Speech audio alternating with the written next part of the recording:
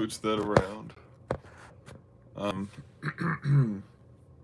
me refresh real quick and let's see where we're at. See where our camera angle is. See how we're doing. How we look.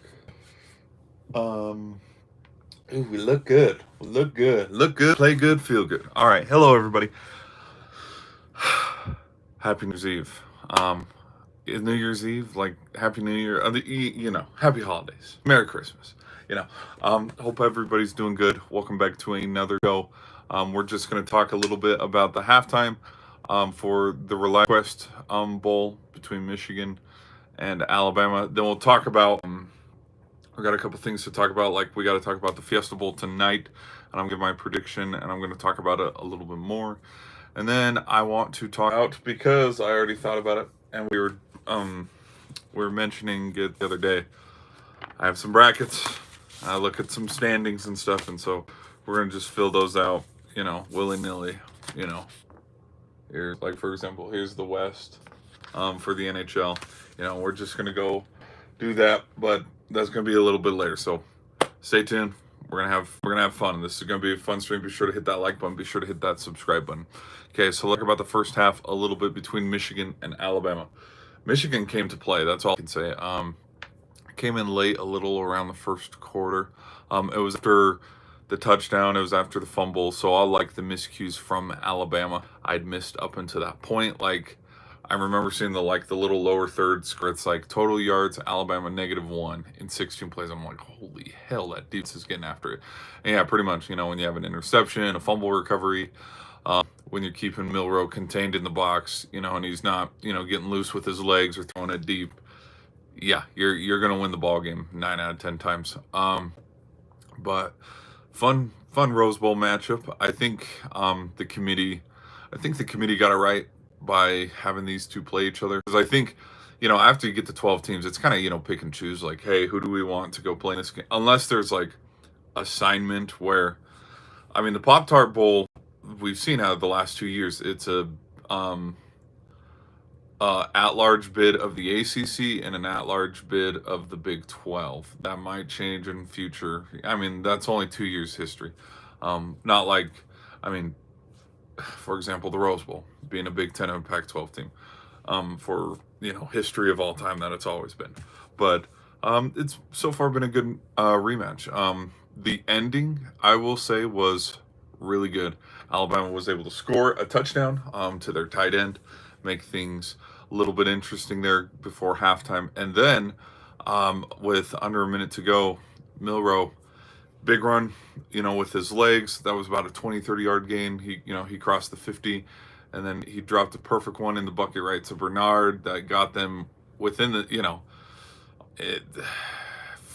first and goal. Like ball was definitely inside the 15. I don't remember if it was inside the 10, but a few miscues backed it up. They ended up kicking a field goal, halftime. But hey, if anything, that's pretty productive, with regards to Alabama, because they were shut out for like the first. If a half is 30 minutes, for the first 25 minutes of the game, Alabama's offense was doing absolutely nothing. But for them to score the touchdown, which I want to double check, if everybody can stay with me. Let's see. I don't know who's got. Is Alabama? I want to know who they're playing. Not who they're playing. Who gets the ball first? Hold on. Let's go back to ESPN.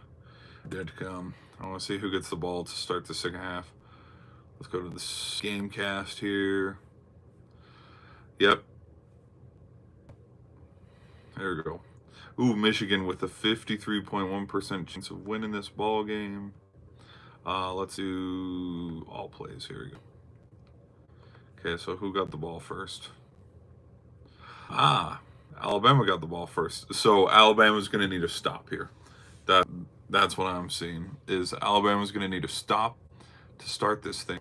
Because Alabama, turnover on downs, field goal, fumble, field goal, interception, touchdown, fumble,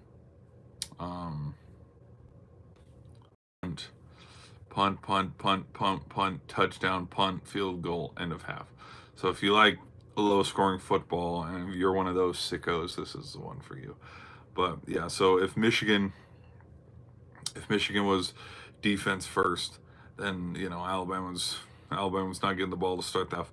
They got to be ready to go. They got to get a 3-and-out stop, and then turn it around, get a touchdown or at least a field goal, because 13-16 is a lot better than Michigan scores a touchdown. They're at 16, 17, 18, 19, 20, 21, 22, 23. Sorry, simple math is hard. 23-10 is a lot bigger hole to come out of versus getting a 3-and-out stop. And then, hey, look at that. We scored a touchdown at 17-16. Time of possession, Michigan so far winning that battle. 18 minutes, 50 seconds compared to Alabama's 11 minutes. Downs, Alabama's got them by 2, 8-6. But again, what rattled Alabama in the first quarter and why Michigan was able to get 16 points, and capitalize, but they haven't done it. They didn't get any points in the second quarter. Michigan's winning the turnover battle right now because, Alabama's turned the ball over 3 times. So I think if they, fix the turnover battle and, hold on to the ball, Alabama might be able to come back in this one, but we'll just have to see. I'm going to still roll with the Tide. I was rolling with the Tide last night. I just, nightly recap video stream. So I'm still going to roll with Alabama, even though things are looking pretty bleak right now. But the fact that they were down 16-0, able to get 10 points and shut Michigan out in the second half, we'll see. We'll see. Definitely. I think the pace. Yes, let's say. I think the second half might very well be determined on this first drive for Michigan, because if Michigan goes right down the field, punches it in for 7 for a long day. Okay, let's see, what else do we got to talk about? Okay, Louisville versus Washington.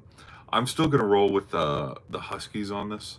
And then out of South Carolina and Illinois, South Carolina is one of the hottest teams ending the season. I mean, they upset.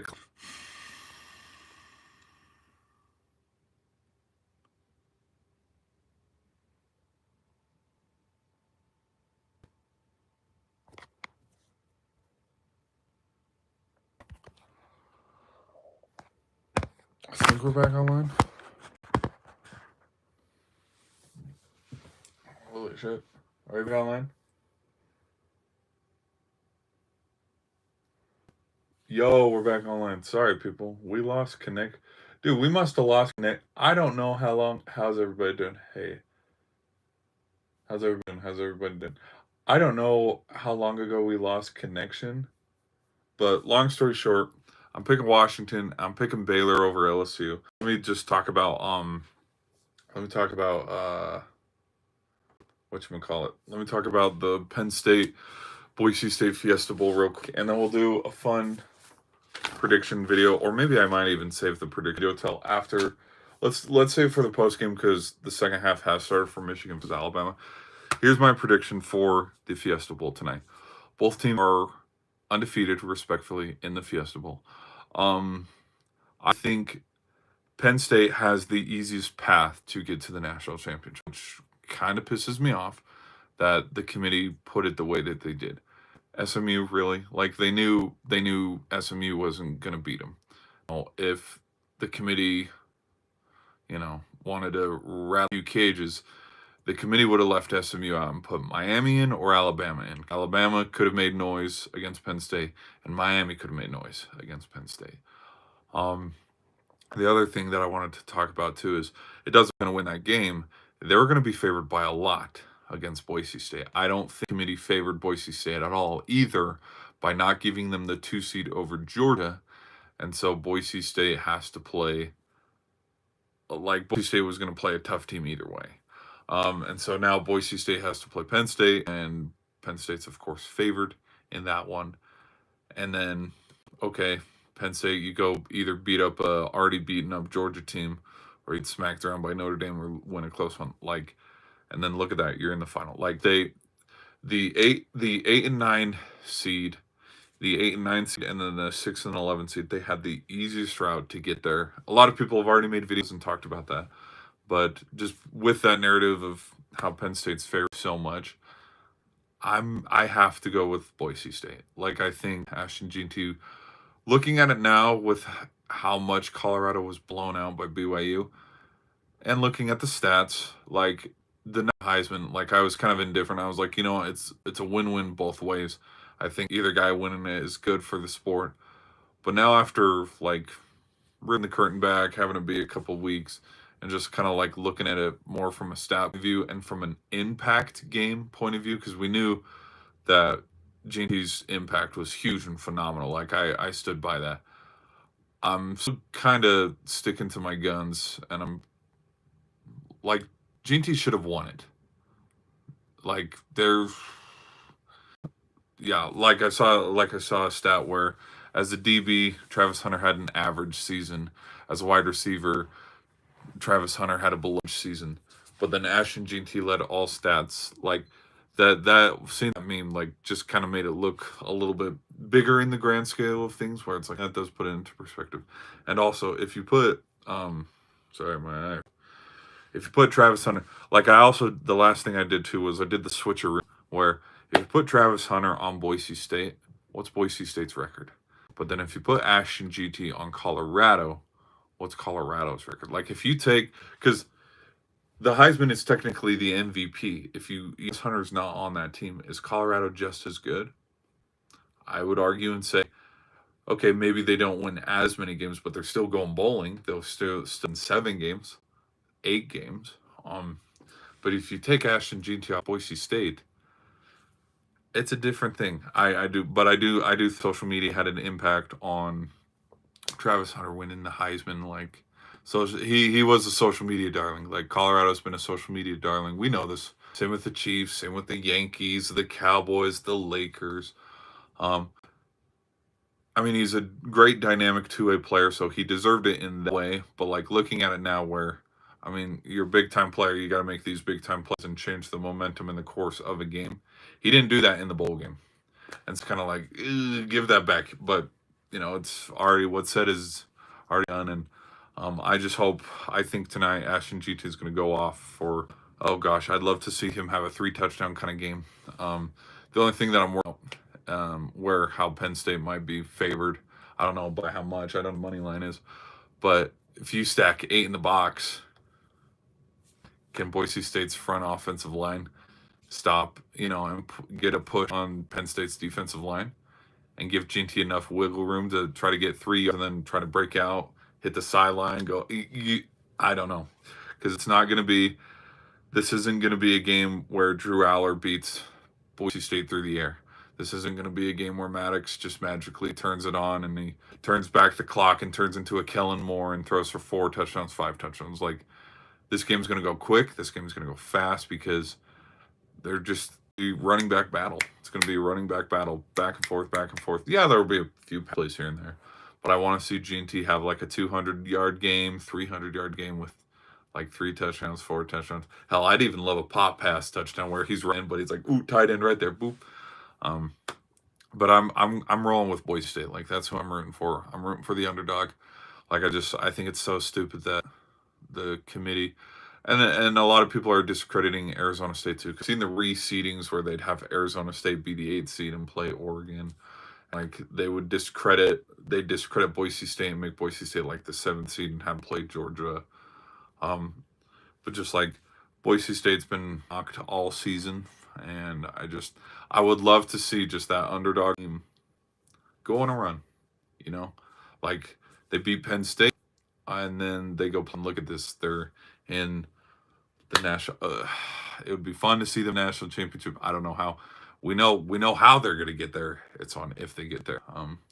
Because it'd have to be with that defense and Ashton G&T. So, anyways, that's my thoughts on that. We're going to get back to the second half. If you guys have enjoyed what you watch, be sure to hit that like button and subscribe. We're trying to hit, the goals. We'll push the goal out farther, but I was trying to hit 1,000 subscribers by the end of the year. And, the end of the year is in who knows how many hours. So, but yeah, I think you guys will be sure to tune in for the post-game reaction, where I just talk a little bit more about Bama and Michigan and ramble about how their seasons went and my expectations for them. And then we'll do some bracket challenges and stuff. Like, I wish we had more time, but we don't have enough time yet because the second half did start. But we'll do a bracket challenge for the NHL and the NBA. But yeah, tonight tonight, give me Boise State. I want Boise State to shock the world. Because the Penn State's been one of the most, I think, overhyped teams. Like, I've watched Penn State play good, and it's like, damn, you have my respect, because like the way they were able to keep it close with Oregon. But there's other games like the USC game where they barely won. Bowling Green, they barely beat Bowling Green. But again, those were months ago. Like, this team is totally turned around, and it's different. I think they got I think every first round team kind of had a cupcake game to warm themselves up for the second round. But we'll just see, man. Hopefully the rest time doesn't affect Boise State too much. But if Boise State comes out and plays like how they played the last time I watched them at the beginning of the month, when they beat UNLV for the Mountain West title, dude, this is going to be a good game tonight. And hopefully Boise State can get it done. I'm rooting for them. But anyways, thanks for watching. I will catch you after the game. Peace.